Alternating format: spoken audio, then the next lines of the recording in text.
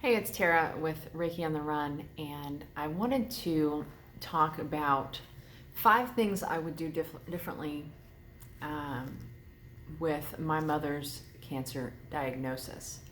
I'm going to tell a brief story about her diagnosis, and then I will get to the 5 things that I would do different if I was in that same position today. Now, I got a phone call in my early 20s. I think I was 22. I was in nursing school, and I got a call that my mother was diagnosed with cancer. It was going to be fine. She just needed a surgery, and she'd recover in a couple of weeks. So I immediately flew. I was in Florida, and I flew out to California to take care of her for those 2 weeks. And the day after I got there, we went to a doctor's appointment and found it was actually terminal, stage 4 colon cancer. And I quit school, didn't go back. I had my dad ship my car to me, and I did not leave. And then I took care of her for the next 5 years. A couple months that I stayed in California when she went on to Houston. Before going to Houston with her, but for the most part, for that 5 years, I cared for her until she passed away in my arms at, I think I was 27, it was 2005. And I mention this because I want you to understand that I didn't have any, I supported the medical field. I was going to school to become a nurse. It was my thing. I believed in the system, not that I don't now. But I just feel like it's important that you understand my background at that time, and that I'm not some hippy-dippy chick who hates the medical system. My views have changed a lot as I've gone through this time and everything I've studied and researched. But anyway, let's get to the 5 things I would do differently if my mother were still here and were diagnosed today, or if I were diagnosed, or if anyone I knew was diagnosed. And the first thing is that I would not get a prognosis. I would not research prognosis, and I would not get on message boards and those kind of, online groups for support. The first thing I did when I found out that her cancer was terminal was I looked up prognosis. I spent an insane amount of time on the internet looking up how long she would have to live, what the norm is, interacting with other people, or at least reading their messages on boards about what their experiences had been. And I learned that the 5-year survival rate was less than 5%. And I picked that 5 years and thought, oh yes, she's gonna make it for 5 years. And she passed away almost exactly 5 years from finding out from the diagnosis. So why I wouldn't do that today is my understanding of how we think things into existence, and how it's kind of setting yourself up for saying, oh, well, if I can get to 5 years, that's good, so I'm going to get to 5 years. So you're pretty much saying I'm going to die in 5 years. And continually saying these things draws them to you. And I know this can sound really crazy and weird, and I really don't mean to be insensitive about any of this. So if this sounds crazy to you and angers you, just turn the video off. But it's my honest belief after research and my own medical issues years ago that I went through, that I think that you can think yourself into things. I think disease stems from emotional issues that aren't taken care of. And I believe that when you say I'm gonna die in 5 years, that's what you tell yourself over and over again, and that has an outcome on when you die. I feel like you decide that's when you're going to go, and that's what you keep saying, and that's what happens. So I would not have figured out the prognosis, which I will say that my mom's first doctor was wonderful, and she would not give us a prognosis for that reason. She never gave us a time, but I went and looked it up on the internet, every place I could find. And the same goes with the support groups, because the constant focusing on that and other people's experiences, and they all kind of tend to bring the negativity, and you really just read about the negative stories, and it's really a depressing thing to be on those groups online where you just, story after story after story, you hear, people tried everything, nothing worked, so and so died. So that's the first thing I would do. I would not look up a prognosis. I would not keep a prognosis in mind, and I would not join message boards and do all the research that I did at the time. The second thing I would do is I would investigate plant medicine, and I'm probably going to talk about this one the longest. I feel like it's the most important, and there's kind of 3 parts to it. And before I go any further, I want to say that I would not, and I'm not suggesting that anyone should not do what they're supposed to, what their oncologist tells them to do. And also, this is not just for cancer. This is for any disease, any illness, anything. Because this is a blanket actions that I would take now. So it's 3 parts, the plant medicine. And the first one, I would look into, and I won't talk about as much because I'm not that familiar with it on a personal experience with this type of plant medicine, but I'm talking about like ayahuasca and the psychoactive natural medicines available. I know there's been a lot of people who have had experiences with that, but I don't have any firsthand experience with that, so I'm going to leave it at that and not talk too much about that. But I would absolutely look into that today. If any illness came up today and I were to redo it, I would look into things like ayahuasca and those type of plant medicines.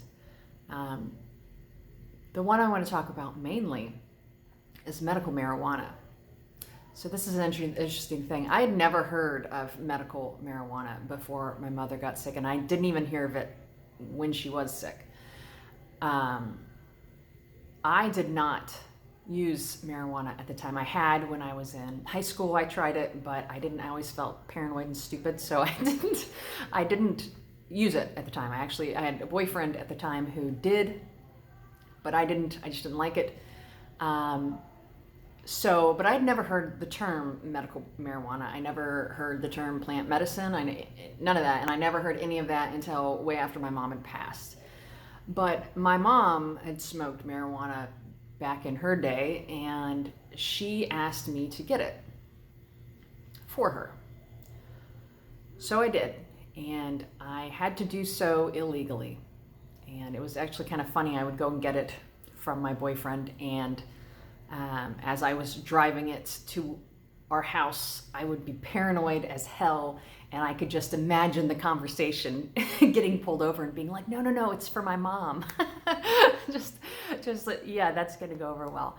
But anyway, all this to say, the medical marijuana, in case that ever comes up on your radar, in case you ever have to vote on something like that, I just want to share my experience with it because it was quite amazing. My mother had every pill, every patch. She had these morphine patches that I change and put on her back. She had OxyContin. She had all the pills, and don't even get me started on the pills.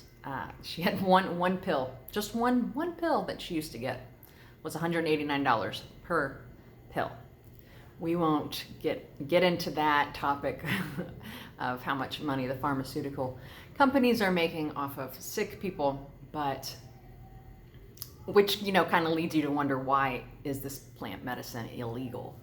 Maybe because you can grow it yourself and not pay pharmaceutical companies, but not going to go there anymore. So my mom has all these pills and everything you can imagine. Nausea pills, pain pills, breakthrough pain pills, all kinds of stuff. And the only thing that works for my mother to eat, to take care of the nausea, and to sleep is marijuana. True story.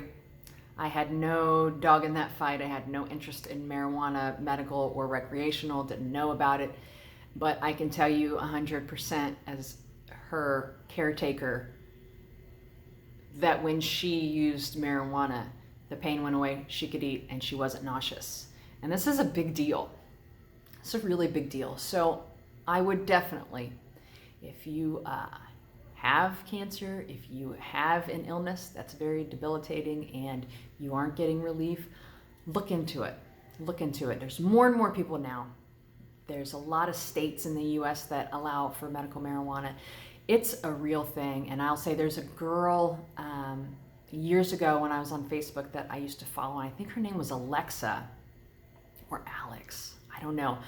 But she was from Texas, and it was a little girl. I think she was like 7, 8, 9 at the time when this first started, and she was having epileptic seizures all the time, almost daily, constantly, this poor girl. And they started trying medical marijuana. I think they were using tinctures. And she stopped having her seizures. And they were going to arrest her family because she lived in Texas. Her whole family had to move to Colorado where it was legal. And she hasn't had a seizure since. Some crazy stuff. So this would really be something that I think you should look into. Obviously do responsibly, although marijuana's never killed anyone. Definitely something to look into. It's not something I had even thought of, and I honestly just thought my mom was doing it just to chill out and not be feeling so sick all the time. But it was pretty life-changing, and I had to get it for her illegally. So something to think about. And the third part of the plant medicine is food. There's so many vitamins and minerals and amazing things that we need that are in foods that come from the ground, photosynthesis, tons of minerals, straight from the ground, not processed. And I think that's something I would really, really delve into and get a better handle on. I think we tended to more rely on vitamins from medications as opposed to straight from the foods, and that's something that I would change. And so yeah, the third part of the plant medicine is food. Food is medicine. So I would definitely look into that. And again, I think I said it earlier, or I meant to, I would not say don't do your treatment with your doctor. This is in tandem with. Continue to do those things, but these are things that I would do differently. So the next thing is I would be mindful of the way we spoke to each other and how I spoke to other people. When you start to realize that you can speak things into existence, and that the more energy you spend on certain things draws it to you, you realize that talking about how sad I am that she won't get to meet children if I had them. What am I going to do without her? I was just in my early 20s when we would talk to each other. Sometimes we would get really sad and talk about those things, or more often I would talk about it with friends and her family members, and we would just talk about how horrible it was, and I would really shift that. I would shift our, I think you should say the things that you need to say in case, I still would want to say those things in case she died. The things, I don't want anything left unsaid. However, it wouldn't be a constant thing. I would definitely change the way I talk to other people. It would be a more upbeat. I would be making plans for the future. We would be talking like we would normally, and we would not be spending all of our focus on those negative things and how it's going to end up poorly. When you realize that, you draw those things to you the more that you talk to them, not to mention keeping yourself in such a low energy vibration is not going to, it's going to keep you in a place of sickness. And so I would definitely change the way that we spoke to each other and how I spoke to other people about what was going on. I would definitely watch what I was saying. Next one, the fourth thing, is I would start a regimen of affirmations and visualization practice. Like I mentioned earlier, I truly believe that physical illness manifests itself from emotional things. That's one of the ways that it manifests sickness. I mean, you look at stress. Stress causes some of the most deadly diseases in our world, and stress is an emotional thing. So I would definitely get her listening to affirmations, getting her emotional balance back on track, and making sure she truly feels and knows and believes that she was loved and cared for, and that she would believe those things within herself, because that's where it's at. It's only a matter of what we are believing at our core. And you can act like you're happy and feeling loved all the time, and there are so many who inside are dying.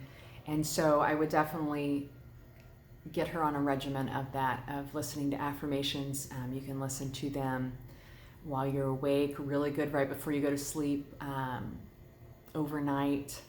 It's going to get into the subconscious, and then also right before you go to sleep, your brain waves are in a state conducive to hypnosis, and so that will change your subconscious quicker. And you need to change your subconscious because that's what you run on. So you probably might have a bunch of old beliefs that are keeping you in this negative emotional kind of world. So affirmations and then visualizations also to keep her in that energy of feeling loved and believing that she's loved and just taking care of. I know she had abuse as a child from her father, and some pretty nasty stuff, and I don't know that she ever dealt with that, and that's something, you carry on things that happen to you. And so that would have been a big thing that we didn't even touch. I wasn't even aware that that was a thing at the time, but I definitely would have done that.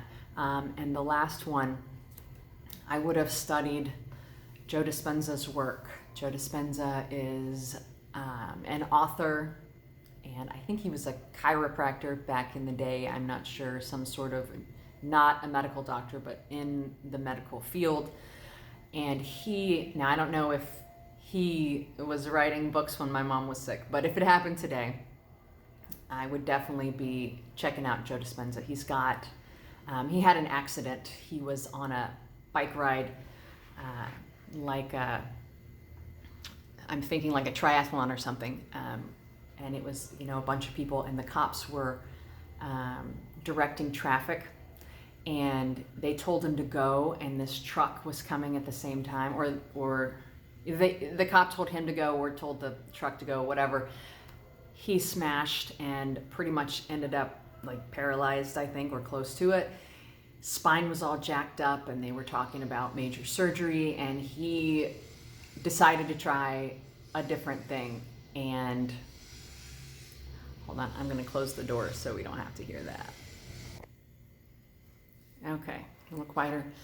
So he got into this accident, and he decided he wanted to see if there was another way to get himself healed outside of these surgeries, and he did just that. And using his mind and visualization and lots of different techniques that I'm in agreement with everything resonates. I haven't used his work to fight off any illnesses, but many people have. I found his work after I woke up and started understanding these things and already kind of had a handle on that. So I haven't had any illnesses in many years, but if I did, I would definitely go straight to his work and try some of his methods. He has several books out. I haven't read any of his books. I'm sure they're wonderful. I've read little pieces, but I've listened to him talking, his interviews, his seminars, things like that online, and really resonates and makes sense. So I would definitely, probably, if that happened today, if she got diagnosed today, I would read every book and apply what he's talking about. He's had so many people. And what he did is, after he healed himself, he started researching and spending all his time and effort into people, figuring out how people who had spontaneously healed themselves, what they did. And he just dedicated his life to that. And it's really interesting stuff. It's really interesting even if you're not sick or don't know anyone who is. So check out Joe Dispenza's work if you're interested. So those are the 5 things that I would do. I hope I have not offended anyone with this talk. I know this is such a sensitive topic, and I think if I had listened to this video when I was in the middle of it with my mother, I would be pissed and I would probably let you know about it. So I understand if I take some heat for this, but I 100% resonate with all of these things, and it might be a good idea, if this does kind of trigger you a little bit, just to read more into it. Like I said, I don't think anyone should stop going to their doctor. I think they should do all of these things in tandem, but definitely looking for a more natural, healthy approach to these things. More plants, less pills. But anyway, I hope that this helps someone who might be in a position like that right now, and I will talk to you soon.